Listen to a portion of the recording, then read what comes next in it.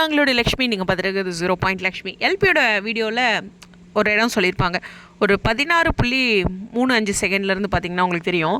அதாவது இவங்க எல்லாத்துக்கூடையும் நான் ஆக்ட் பண்ணதில் எனக்கு ஒரு கம்ஃபர்ட் ஜோன் வந்திருக்கு. பட் இன்னொரு செட்டுக்கு, அதாவது இன்னொரு சீரியலுக்கு போகும்போது இவங்க எல்லோரும் என் கூட இல்லைன்னா கண்டிப்பாக வந்து இந்த கம்ஃபர்ட் ஒருத்தர் பழகுனவங்களோட இருக்கிறது அப்படின்ட்டு இருக்கும் இல்லையா, அது இல்லைங்கும்போது கொஞ்சம் ஃபீல் ஆகுவேன். இப்போவே நான் அதுக்கு மைண்டை செட் பண்ணிக்கணும் அடுத்த செட்டுக்கு போகும்போது. அப்படிங்கும்போது MN2 இல்லையா, பாருங்களேன் மனசு வந்து எந்த இடத்துல எப்படி கேட்குதுன்ட்டு. MN2 இல்லையா அப்போ அவங்க புது ப்ராஜெக்ட் ஒன்று இருக்குது, ரெடி ஆகிட்டு இருக்காங்க.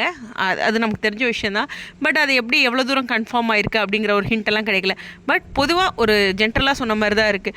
பட் அந்த இடத்துல இருந்து நான் புரிஞ்சுக்கிட்டது அவங்க அடுத்த சீரியலுக்கு ரெடி ஆகிட்டு இருக்காங்க, மைண்ட் ரெடி பண்ணிகிட்டு இருக்காங்க, டாக்ஸ் வந்து கொஞ்சம் கிளியர் ஆகிட்டு இருக்கோ அப்படிங்கிற மாதிரி எக்கச்சக்கமான ஒரு வியூ இருக்குது.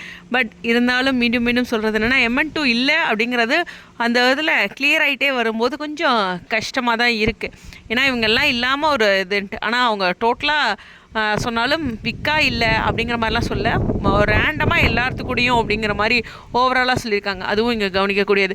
பட் இருந்தாலும் நம்ம புதுசாக ஒரு சீரியலில் எல்லா மெம்பர்ஸ் கூடயும் ஜாயின் ஆகும்போது அது ஒரு புது ஃபீலில் தரும்.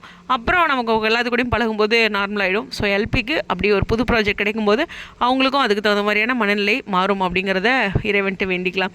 கண்டிப்பாக MN2 இல்லையா அப்படிங்கிற ஒரு விஷயத்தோட இந்த விட ஸ்டேடியம்.